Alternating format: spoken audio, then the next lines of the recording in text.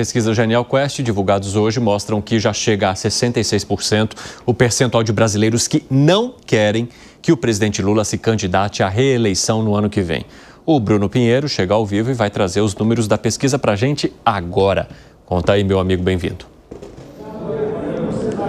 Vamos juntos entender então esses números. Ótima tarde a você, Evandro, e a quem nos acompanha aqui na Jovem Pan. Chega então em 66%, como o Evandro já disse, de pessoas que não querem que o presidente Lula seja o candidato à reeleição no ano que vem. Só 32% dos entrevistados dizem achar que Lula deve concorrer à reeleição em outubro do ano que vem, em 2026. Esse número, Evandro, ele acaba diminuindo, já que tinha lá no início do mandato a taxa em dezembro era de 45%, era uma taxa muito maior de pessoas que acreditavam, que tinha esse interesse de ver Lula concorrer uma reeleição em 2026. Isso acabou diminuindo. Nós ontem já revelávamos aqui aquela redução, que há um entendimento que essa discussão sobre o INSS, sobre o roubo também dos aposentados, acabou envolvendo na imagem do governo federal. Diante dessas seguidas quedas,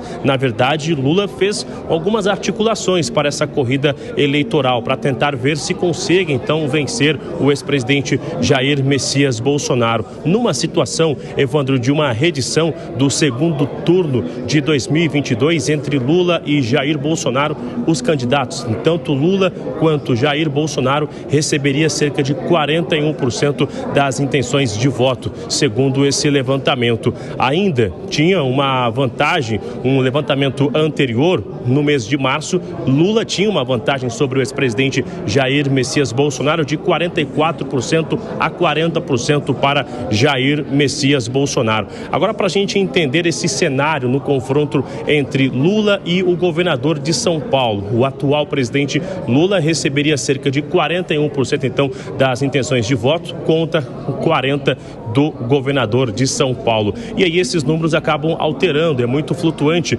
na verdade, quando se vê também colocando ali num confronto direto entre Lula e a esposa do ex-presidente Jair Messias Bolsonaro, a Michele Bolsonaro. Lula, então, com 43% das intenções de votos. Essa é uma discussão, um retrato de momento, na verdade, acaba oscilando muito, e a ideia do governo é de continuar nos próximos dias enviando para o Congresso Nacional assuntos que não gerem tanta discussão, que não possa arruinar ainda mais a imagem do governo. E essa ordem para os ministros do governo é para resultado, para conseguir fazer obras, lançar justamente ações para refletir diretamente na comunidade, que isso possa ajudar Lula numa eventual reeleição no ano que vem, no mês de outubro. Evandro.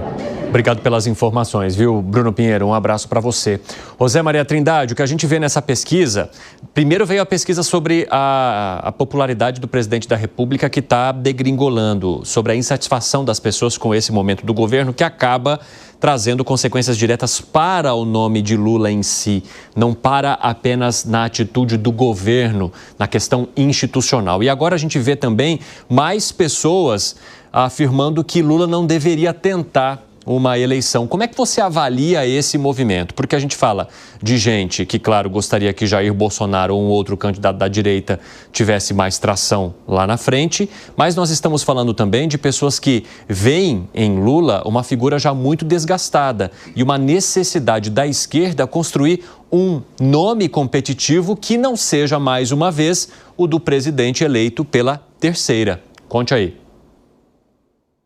Olha, não tem jeito. Lula, eu concluí, e vou explicar por quê, será candidato à reeleição. Eu analisei bem as últimas pesquisas. Ontem falamos aqui da pesquisa de popularidade do presidente e do governo, aceitação do governo. A gente viu uma erosão, mesmo com esforço tremendo do governo, tentando mostrar serviço, fazendo discursos, visita, Lula rodou o país e mesmo assim caindo. A conclusão das análises, as análises não olham os números frios, mas tendências, é de que o governo pode fazer tudo, porque o debate é político, não é sobre gestão. É um debate político. E o governo Lula, e o presidente Lula, e o PT vêm perdendo esse debate público, o debate político ideológico, Isso é a pesquisa de ontem. A de hoje, da Quest, muito bem feita por setor, confirma o que aconteceu na pesquisa de ontem e indica o seguinte: o presidente Lula perde fôlego se ele não tiver um adversário, um inimigo como Jair Bolsonaro, principalmente Jair Bolsonaro. Com Jair Bolsonaro, ele se fortalece e ele fortalece o grupo do ex-presidente Jair Bolsonaro. Só que entraram outras pessoas, né, outros nomes, outros políticos, né, nessa disputa, exatamente por conta da desunião ali do grupo da direita, né? Então, o resultado dessa pesquisa, que não é um resultado objetivo, não é sobre candidatos, porque não existem candidatos, mas sim é uma tentativa de adivinhar ali o que está na alma do eleitor. A primeira coisa, há um certo, vamos dizer, cansaço ali desta polarização exacerbada entre Lula e Bolsonaro. Há um cansaço, mas ela existe. Para se ter uma ideia, qualquer que seja o candidato que se colocar contra Lula, ele já terá 40% das intenções de voto. Então, qualquer candidato que se apresentar contra Lula, ele terá 40% de votos, porque existem os que não querem Lula de jeito nenhum. Qualquer candidato que se colocar contra Jair Bolsonaro já terá 45% das intenções de voto. Então, assim, essa polarização, ela ainda existe, mas está dando sinais de cansaço. Por outro lado, aí vem a minha conclusão, o PT e a esquerda precisam desesperadamente da candidatura Lula. Percebam que nessa pesquisa, em nenhum momento foi citado outro nome da esquerda que possa ser competitivo, ou com o próprio Lula, ou com os outros candidatos. Então, a direita criou novos nomes, e existem outros que não estão aí. Vamos lá, um nome forte. A Michele Bolsonaro está empatando com Lula. Tarcísio, a gente já sabia que era um candidato competitivo. O governador Ratinho Júnior cresceu, surpreendeu, porque ele é de um estado lá do sul que as pessoas não prestam muita atenção, surpreendeu e está ali no páreo. O governador do Rio Grande do Sul também está no páreo, né? Eduardo Leite. E outros estão no páreo, como o Zema e o Ronaldo Caiado, que ficaram um pouco abaixo, mas estão no páreo, todos de direita. Quem é de esquerda? Ninguém, só o Lula. Então, assim, a conclusão que chegamos aqui em conversas entre políticos é o seguinte, de que o PT terá que ter o candidato Lula, até para a sobrevivência. E mesmo sabendo que vai perder, e ele já fez isso várias vezes, se candidatou para perder, é melhor que ele se candidate. Veja que armadilha. É só ele contra o resto. Ô Fábio Piperno, é interessante que essa pesquisa trouxe um recorte diferente e que eu achei muito curioso, que foi perguntar para os brasileiros de o que eles têm mais medo, de Jair Bolsonaro voltar ou de Lula permanecer no poder e ganhar uma nova eleição. E segundo os resultados, 45% das pessoas ouvidas, mais de 2.000 pela Genial Quest, têm mais medo de Jair Bolsonaro retornar e 40% de Lula permanecer. Agora, se a gente levar em conta os 2 pontos percentuais para mais ou para menos da margem de erro, até nisso eles ficam tecnicamente empatados. Então isso mostra uma divisão muito grande em que permanece o nosso país, com ambos os lados muito parecidos, com medo ou de Jair Bolsonaro voltar ou de Luiz Inácio Lula da Silva permanecer, mas ainda com uma margem um pouquinho superior de medo para o retorno de Jair Bolsonaro. Fala, Piperno. Então, isso também demonstra que a rejeição do presidente Lula ainda é um pouquinho menor. Mas a pesquisa ela traz para o presidente Lula uma notícia boa, uma notícia ruim e uma dúvida, aliás, uma dúvida muito grande. E também, na minha avaliação, traz uma excelente notícia para Gilberto Kassab. Então, o que é ruim para o presidente Lula? Ele caiu um pouco em relação ao levantamento passado. O que é bom para o presidente Lula? Bom, mesmo no pior momento de avaliação dele, ninguém aparece na frente dele em um levantamento como esse. É o pior momento dele nas pesquisas de avaliação de governo e tal, e mesmo assim ele ainda empata tecnicamente e ninguém está numericamente à frente dele. Para um governante que vai para uma campanha, se a eleição fosse daqui a pouco, isso seria uma vantagem, porque a gente sabe, embora seja algo condenável, que todo incumbente ele vai usar e abusar da máquina para tentar se eleger.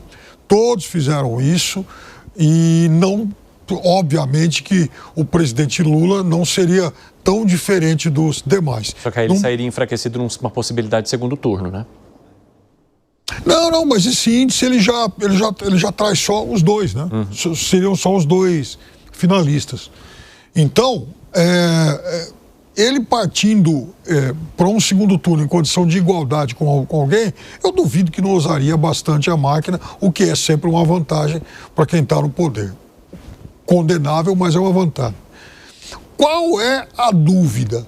Se ele vai estancar a queda ou se vai reagir. Se ele reagir um pouquinho, ele retoma a liderança. Se ele não estancar a queda, ele vai ser ultrapassado, principalmente por Bolsonaro, Tarcísio e Michele, que estão juntos com ele ou tecnicamente empatados.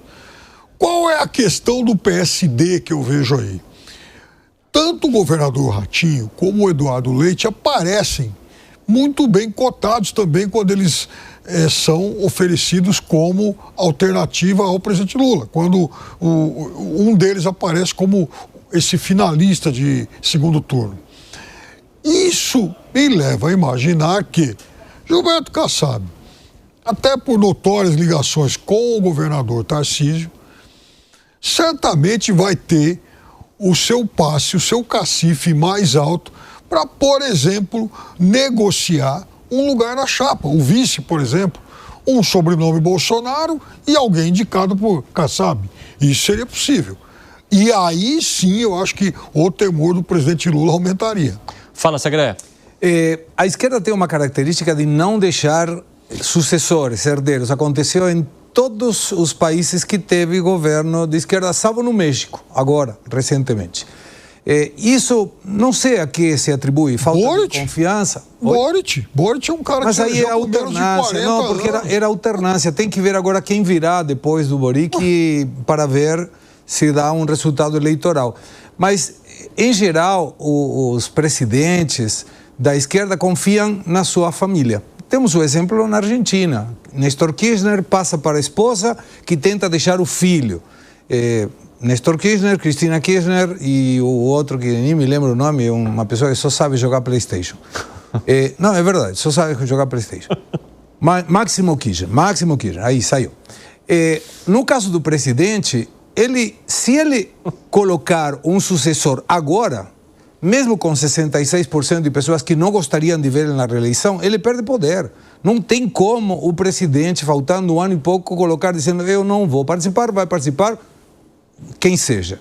Não tem como fazer. A oposição, que tem um leque muito maior de candidatos, tem o mais favorecido. Mesmo assim, o Bolsonaro não quer perder o seu caudal político, e está certo, e vai se manter como candidato até o final, se puder. Mas se imaginando, Bolsonaro não seria o candidato, tem muitas opções. Tarcísio Sema, Ratinho Júnior, Eduardo Leite, Michele Bolsonaro, Eduardo Bolsonaro, Flávio Bolsonaro, um monte de pessoas. A única pessoa que poderia ser da confiança do presidente é inviável do ponto de vista político, que seria a primeira-dama. Porque para ela ser candidata, o presidente deveria sair antecipadamente do seu mandato, o que não fará. Certamente não fará. E quem seria uma opção? Alckmin não representa o PT. O PT é o único candidato que tem ou Lula ou Fernando Haddad, que tem que ver como chega na questão econômica até o final ou até o início da situação eleitoral. Mas que 66% das pessoas não queiram o Lula, não quer dizer que 66% não votaria no Lula se ele for candidato. Porque a falta de opções da esquerda tem que votar em alguém. O eleitor da esquerda tem que ter alguém. Eu não gostaria que seja Lula, mas se for Lula, provavelmente votaria. Bom, enquanto nós